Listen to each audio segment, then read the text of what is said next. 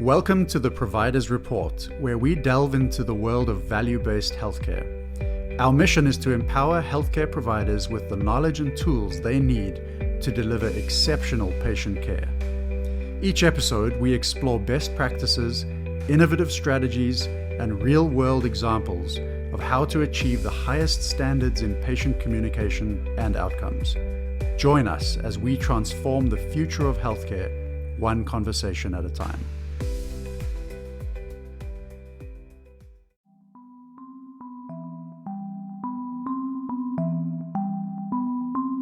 Hey guys, welcome to Better Doctor Project, where we interview healthcare providers to tap into their experiences so we can turn our challenges into our biggest strengths. We hope today's episode inspires you to take that next step to become who you want to be in practice. I'm Dr. Bec. And I'm Dr. Mac. Let's get started.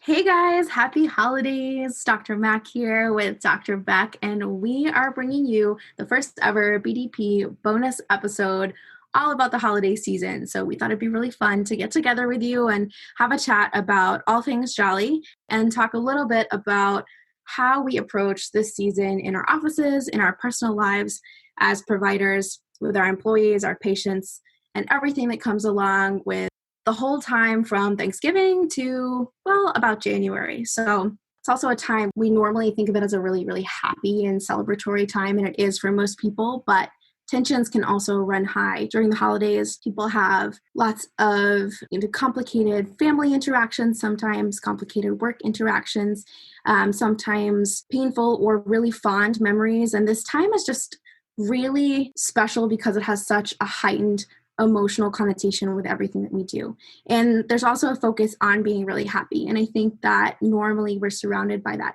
super jolly, super happy attitude really coming at it from everywhere, right? You go in a store and you just hear Christmas carols or, instrumental music, and there's all sorts of sensory overload right now. And for the most part, it's really fun because we don't get it all year. Normally, I think by January, we're pretty tired of those carols, right? I think at the beginning, we all get this sense of excitement and anticipation, but that heightened tension is good sometimes, but it can also be a source of strife for some people. So we want to talk about the best ways today to approach the holiday season. And I'm going to start with just our personal approaches. So Dr. Bec, I know you were just on vacation in beautiful Mexico. Tell us a little bit if you are heading back out on vacation, what you're planning to do this holiday season. So, first, I just want to say that obviously the holiday season, like you said, it can mean a lot of different things to different people. And I think that's the most important part about why we need to talk about this, because in healthcare, it's a really exciting time because we're usually very, very busy. But we're usually really busy for some not so good reasons too, why people are seeking more healthcare at the end of the year. This isn't exactly the time that we all eat the best things for us, the best food items. So sometimes I know we find in practice there's a lot of time where people are feeling a little inflamed and maybe coming in due to pain or other issues. So there are a lot of different ways that we can focus our time and energy during the holiday season. Yeah, so I think it's important to mention too, but when it comes to me personally, before we dive into all of this, I just got back from vacation, like you said, which is awesome, mostly because it'll probably be my last vacation for a long time. Maybe. Yes. For Christmas, though, we're keeping it pretty low-key this year, obviously, with everything going on COVID-related. Instead of a large gathering, it's going to be mostly immediate family, just at my parents' house. But at the end of the day, I really think it's okay because Christmas and just winter holidays in general, they have a really nice sense of just being with family and just relaxing and taking some time away from work and kind of like prepping for the busyness that is the start of a new year. So I'm not really upset about it. I think what's going to take a bigger hit is like non-family gatherings, like, friend Christmases and office work gatherings, like we're going to talk about in a little bit. But yeah, I think at the end of the day, I'm grateful that I can still see my immediate family and everything will be fine. My 1-year wedding anniversary is also New Year's Eve. So I still think it's going to be a really good celebratory time. I just think we have to make sure our mindsets are in the right place, honestly. Yeah, I think we have to make sure our expectations aren't necessarily set the same way that they were for every other year before this one, because obviously this year has been a little bit different. And I feel like the theme through this year has been centering down and like really focusing on what matters to you. And a lot of it comes down to your close interpersonal relations too. I know for myself, I work in a practice with my fiance and also another couple. And so they are actually going to be traveling just a little bit, not too far, during some time in December. So I actually decided instead of taking holiday time off this month, I'm going to go ahead and work because, like you said, it's really pretty much our busiest time. But I think in January, I'm going to take a week off and really focus on getting my intention set for the new year. So I'm going to take my holiday then. So I'm just rearranging my schedule a little bit. Yeah, I like that a lot. What is your office doing for the holidays this year? It's a great question. So we're modifying a little bit. We usually have an office party every single year, and it's really not necessarily themed with any particular religious undertone. It's just basically people and food, right? Those are the most important parts. And then presents for each other too. So it is themed like a Secret Santa. That is what we call it, but it doesn't necessarily have to be, obviously religious themed at all. Our office really doesn't have a religious focus. It's very open. And so we do that within the office, but we also have a really amazing charity that's in our community here. The actor Joaquin Phoenix, his entire family, so the whole Phoenix family, lives not far from here, right outside of this town. And so they're locals here. And his mom, Hart, started an organization for his brother who passed, River Phoenix, who was also an actor. And it's called the River Phoenix Center for Peace Building. And it's amazing. They are an incredible organization that focuses on all things peace building. So one of the biggest things that they focused on, actually for several years before this year when it became obviously a larger issue on a national scale, but they focus on building peace and improving communication and understanding between police forces and those residents in low socioeconomic communities, particularly in African American communities. And so they work on enhancing that communication, especially with children, school-age children, all the way through elementary school through high school, and really creating bonds and teaching them how to have respectful discourse. And it's really, really cool to see the bonds that these police officers have with these kids. So that's just one example of the types of work that they do. So they have a big charity gala every single year. And what we do, instead of our office throwing this whole big party and having to stress out about that, we actually buy tickets to that. So we're supporting a really great cause. We all get to dress up and go to this big party. And it's always an amazing, amazing time too, to feel like we're really contributing to something in our community that has a lasting impact. And so this year, unfortunately, obviously we're not doing that because of COVID. So I hope to go back to that soon. But this year we are still exchanging presents. We are having food in the office, and we're a pretty small office. So we're going to open the doors, open the windows. We're all around each other working anyway.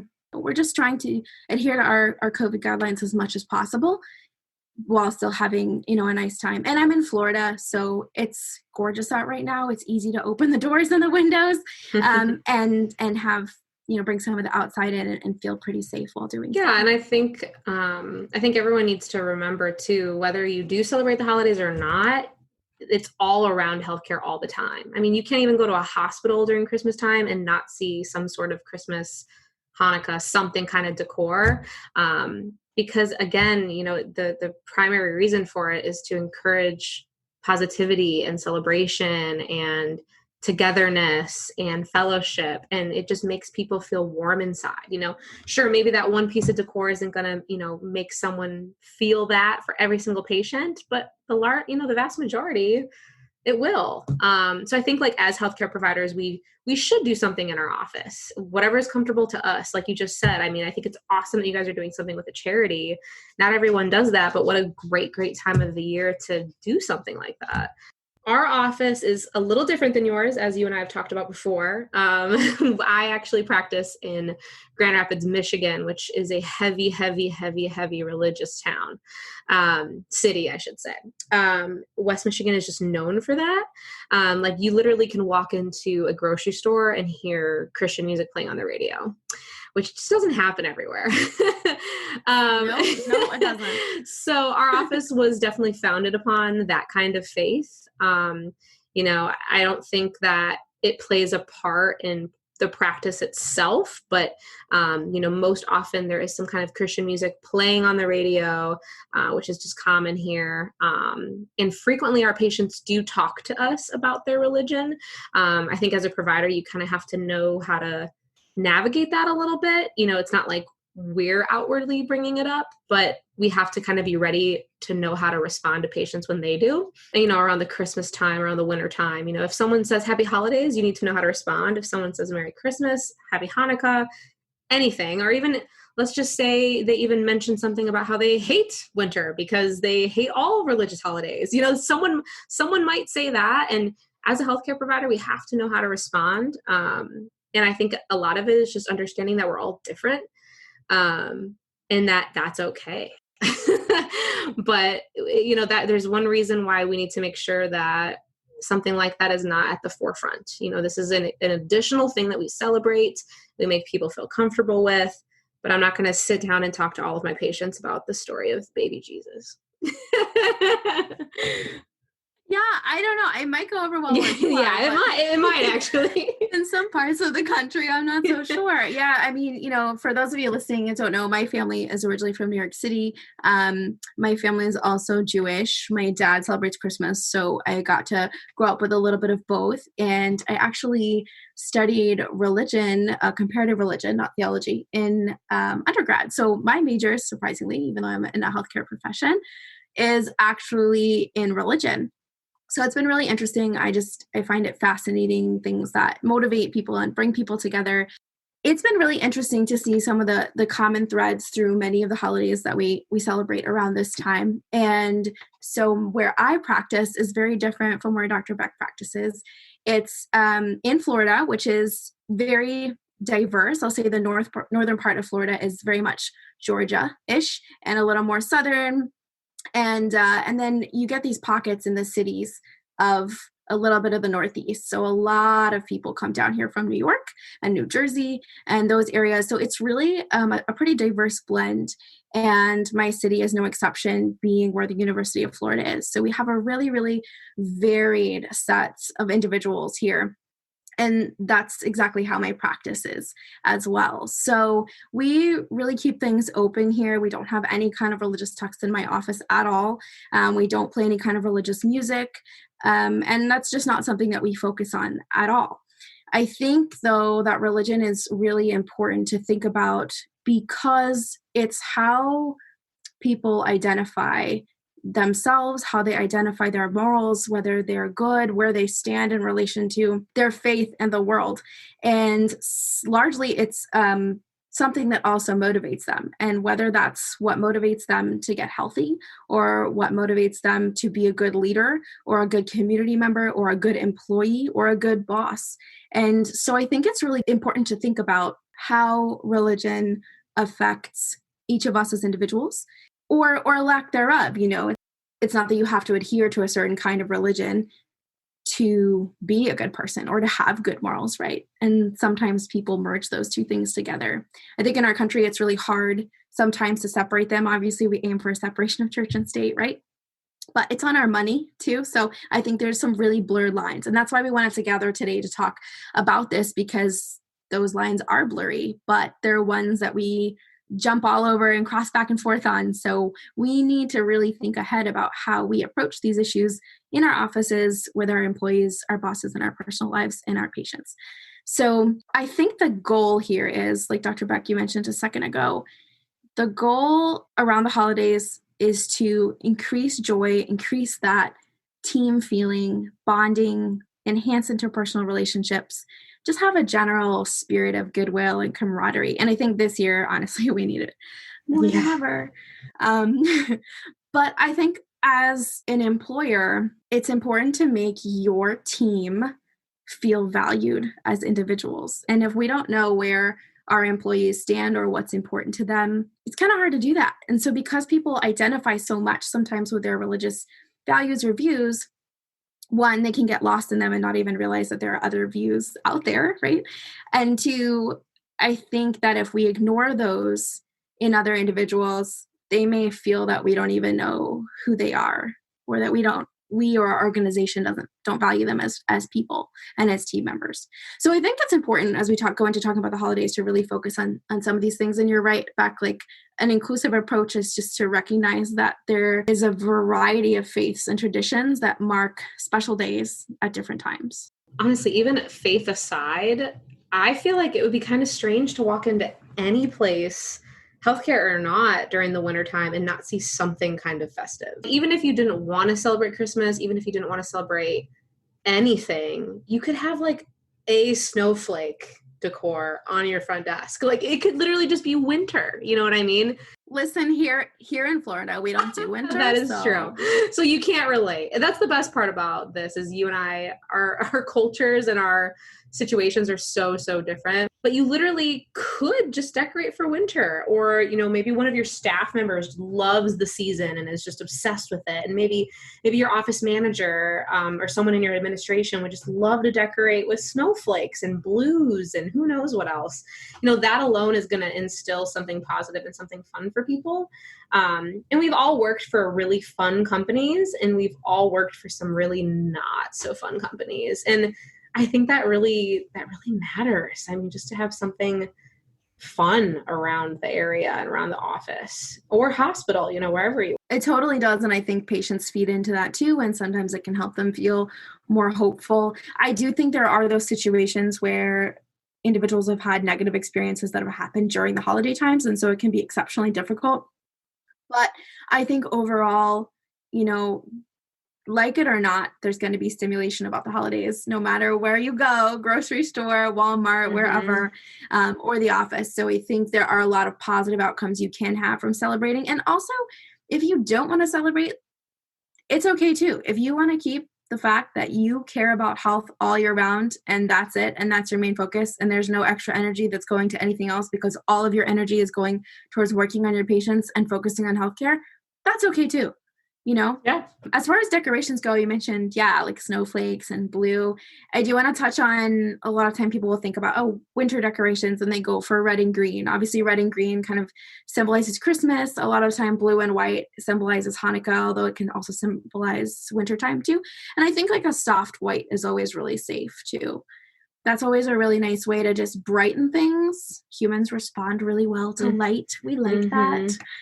Biological. So I think that that's a really nice way to brighten the time, especially if you live in the north where it's a little bit darker. When it gets dark and you're still at work, or patients are coming in late and getting off work, it gives you that energy. Another really cool idea is decorating with educational cards as well about different faiths or different holidays that occur around this time.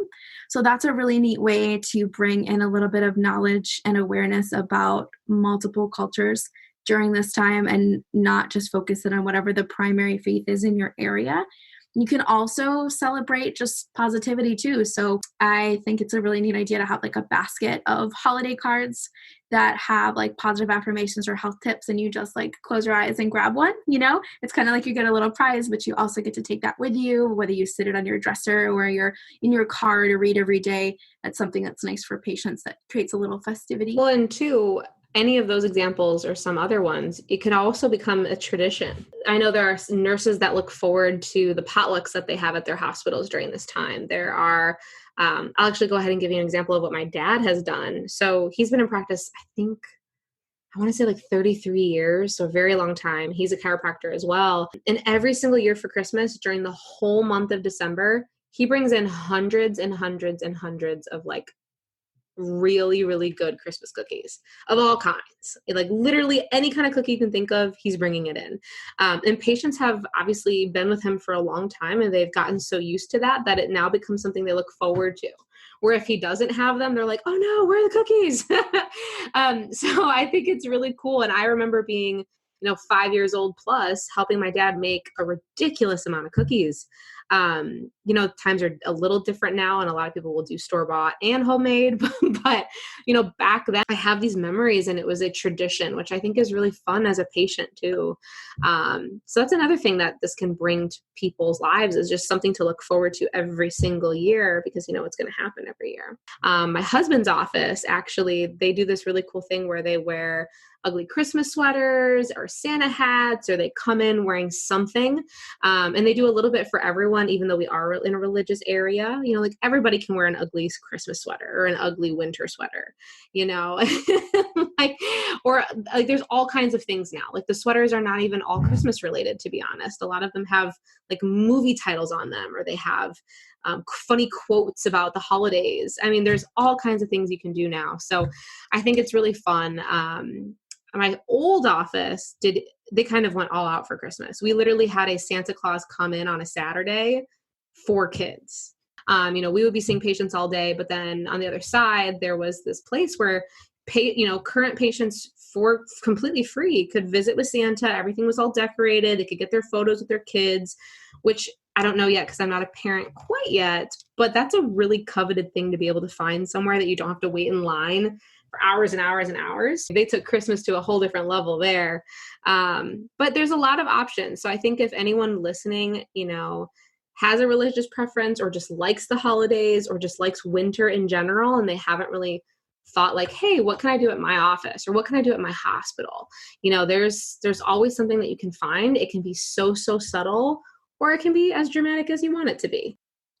I think traditions are really, really important. And I think when we are surrounded by what is a predominantly Christian, country, there are a lot of times we forget about all those other holidays, right? And all those other special days for other religions. And that's what makes America beautiful, is such a melting pot that it is. So I want to bring your attention a little bit, in case you are in one of those areas where you haven't been exposed to a lot of those other holidays that are celebrated by different faiths around this time of year. So there are actually a bunch. So there's Bodhi Day, which is a Buddhist holiday, which basically commemorates the day that Siddhartha Gautama, which is the historical Buddha, became enlightened and became the Buddha. That's at the beginning of December. Obviously, there's Christmas, which I think most of us know about, which is a celebration of the birth of Jesus, which is that central figure of Christianity. It takes place on December 25th or January 7th for Eastern Orthodox Christians. There's Diwali, which is like a 5-day Hindu festival of lights. Usually begins in November, sometimes October. It's a little earlier. Hanukkah, which is the 8-day Jewish festival of lights that usually is in December, sometimes coincides with Christmas, sometimes it's a little bit earlier. Kwanzaa, which is a week-long secular holiday that honors African American heritage, and that's on December 26th to January 1st. There's the Lunar New Year, which is a traditional Chinese holiday that marks the end of winter, and so that is typically the beginning of February. There's Yule, which is a Wiccan or pagan celebration of the winter solstice. It takes place every year between December 20th and the 23rd. And last but not least, Eid al-Fitr, which is a celebration that marks the end of Ramadan in the Muslim faith. And that is celebrated by a big breaking of the long fast of Ramadan, which is also referred to as the generous month. So one thing that I thought was really cool looking through all of this is that there's this feeling of generosity and giving and charity for humankind through almost all of these religions. I think Buddhism really focuses on that a lot. So obviously Bodhi Day is about that. And a lot of these are about giving and relating to each other. And I think that's really neat, because that can move even from all those religions to those in, more secular traditions who are not in any practicing religion. I was looking at some statistics for our country from a couple of years ago, and it was really interesting to see how our country was broken down. So about 48.5% were Protestant or some other kind of Christian. Just over 22% were Catholic. Almost 22% didn't have any religious identity. So that would include atheism or agnostics. 2.1% were Jewish. 1.8% were Mormon. 0.8% were Muslim, and 2.9% were other non-Christian religions. So I thought it was really interesting to see, too, how important attending to that secular community is as well during this time, because it's the same percentage as Catholics in our country. So I thought that was really neat. And what I loved about looking at all of these different religions that we focus on during this time and these different generous traditions is that concept of giving, that thread that runs through all of them. And I love that idea because it's a time when we can focus on human rights, on compassion. And so one option, like we talked about, was having a party that focuses on some kind of charity or fundraising work, which also works for all of these religions as well as anyone who's not of a practicing faith. I don't think there's ever a time where it's not in style to be compassionate and to be a good human. There's no time where charity looks bad on anyone. Right. So it's really cool because there's something that brings us all together. And again, that's kind of the point of these holidays. Yeah, I love it. And again, that's why we wanted to do this little bonus episode, is just to kind of take a step back. We're all busy as healthcare providers during this time, and then just realize, hey, this is a really exciting time. No matter how you choose to celebrate it, there's something out there for everybody. And ultimately, a lot of it's positive, generous, kind, compassionate, which are, hey, let's be real, all of the reasons why we should have become healthcare providers in the first place. We value those things. We should want to continue those things on. And what better way to do it than, to celebrate the end of the year. Yeah, I want to jump into talking a little bit more about holiday parties because I feel like there are so many options. So let's use some specifics on kind of what to do or what not to do in relation to holiday parties. And again, you can do whatever you want, right? That's part of the reason a lot of us become our own bosses, so we can do whatever we want. So one really cool thing to do with holiday parties is, as much as you want people to show up, and of course you're going to do everything you can to make it fun, don't make it mandatory because emotions can be heightened at this time. And sometimes people have personal reasons that might be a trigger for them. So just be open and welcoming and supportive and really allow people to make their own choices in relation to their holiday activities. I definitely think food is another important topic too at holiday parties. I know we live in a gluten-free era right now. And it's like the era of food allergies. And if you try to bring a snack to your kid's classroom, it's like impossible to make something that's clean for everyone, right?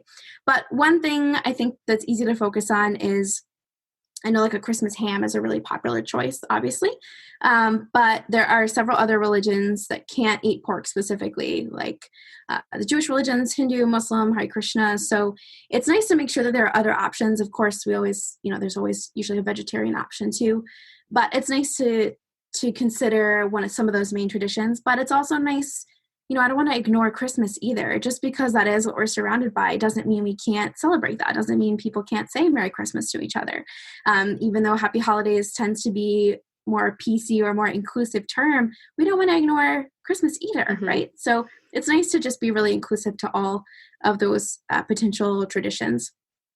So another thing to consider besides food is that a lot of people who adhere to certain religious traditions also might have strong feelings or restrictions regarding alcohol, which is usually really included in our festive partying, right? I think most parties have some sort of alcoholic component. A lot of the time around the holidays too, there's Baileys, there's Coquito, there's all kinds of different eggnog, of course, if you're doing it the real way, has alcohol.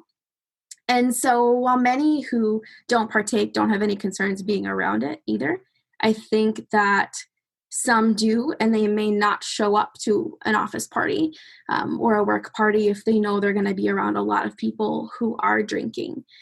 Also, this time can really affect people who've had a history of alcohol addiction, whether for themselves individually or for their, within their family. And of course, Dr. Beck, you know this, those who are pregnant, of course, as well.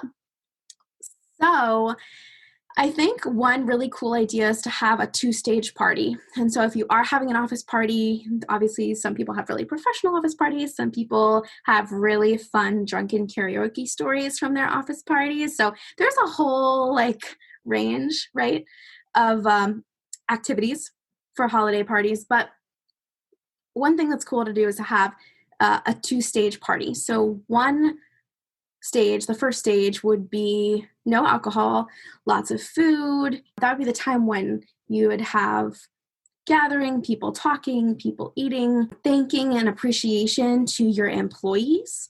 Maybe if there are awards that are given out or gifts exchanged, that would be the first stage. And then you can let everyone know at this such and such a time, alcohol will be served, the music will be turned on, and it goes to that second stage, whether it's games or dancing or karaoke or whatever you want to do, right? So that way, the people who don't want to be around alcohol can just determine that they're going to go to the party until 8 o'clock, right? And then they can go home and they still get to feel like part of the team, but they don't have to be exposed to something that might be detrimental to their health. So that's one idea on how to make it really inclusive for everyone. And lastly, I would say a party in the new year. So it's kind of what I'm doing with my holiday season, like we talked about earlier. Some offices will choose to skip a holiday party entirely and instead focus on a New Year's party or a new intention setting party, beginning of the year, fresh start party. And that can be used for goal setting and drumming up camaraderie and excitement. And those are largely non-religious. So that's another way to go about having that passion pumped into your office without actually focusing on any kind of religious traditions. And I think we're going to have some changes too, obviously, to parties now, like we talked about with COVID.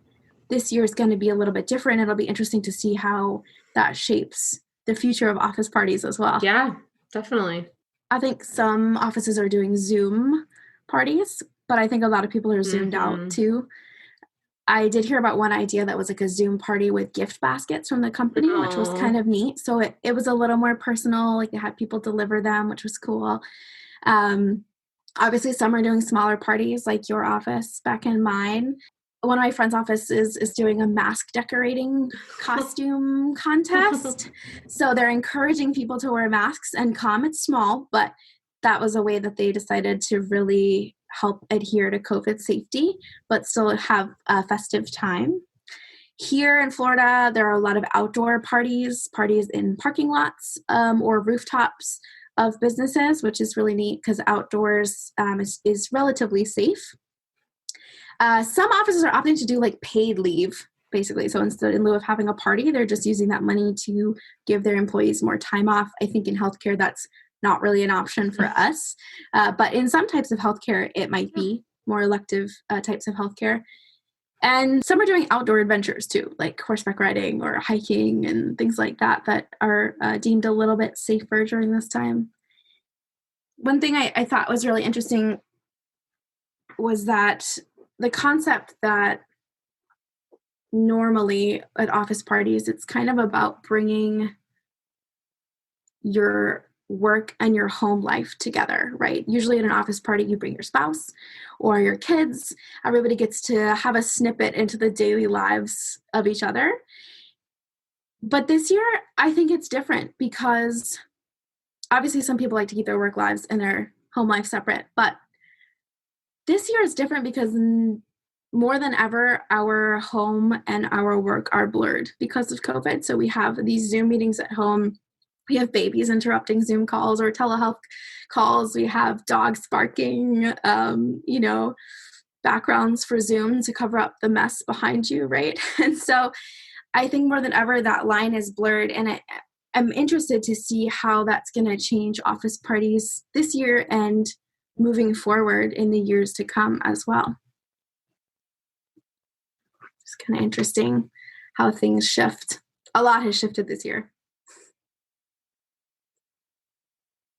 Yeah, so honestly, I think at the end of the day, with all of these tips and tricks, anyone listening, just pick something. If you're looking for something, kind of focus on the end of the year in a positive way, whether you're celebrating in November, December, January, whatever you want to do.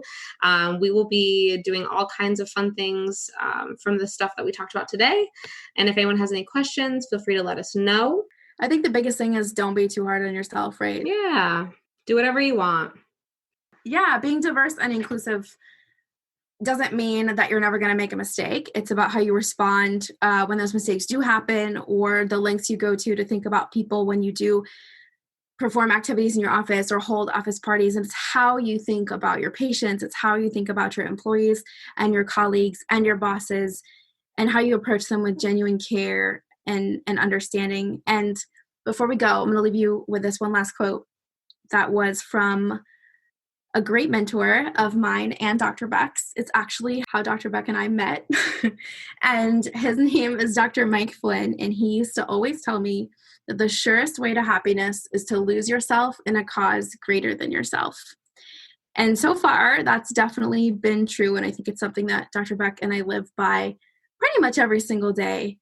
And I think the ability to be generous and compassionate during this time, whether it's to your friends, family, employees, patients, bosses, or your community through charity, that's the best way to be joyous through this holiday season and to bring joy to others. So with that, hope you guys have an amazing holiday season, and feel free to reach out to us with any questions, ideas, or share some pictures, or video if you have a really crazy holiday party. Share it with us, and we'll be happy to repost and talk to you about how our season's been going as well. Awesome. Take care, guys. Bye, guys. Happy holidays. Oh, and don't forget to go to betterdoctorproject.com to catch up on any episodes that you might have missed from season 1, and make sure you have all the tangible resources and show notes to help you implement immediately any of the things we've talked about on these episodes. So run, catch up, and we'll see you for season 2 next year. Can't wait to hear about your holidays. We loved connecting with you today on this episode of the Better Doctor Project. Pop over to Instagram to follow us at Better Doctor Project, or keep up with us at betterdoctorproject.com.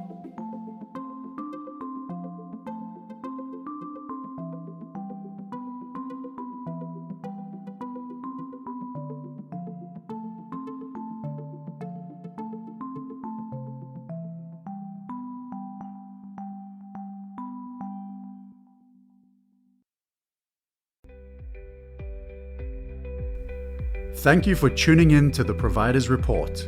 We hope you found today's episode valuable and inspiring. To stay updated with our latest episodes, subscribe to our podcast wherever you like to listen. For more resources and continuing education opportunities, visit our website. Together, we can make a difference in the lives of our patients and truly set a standard for value-based healthcare.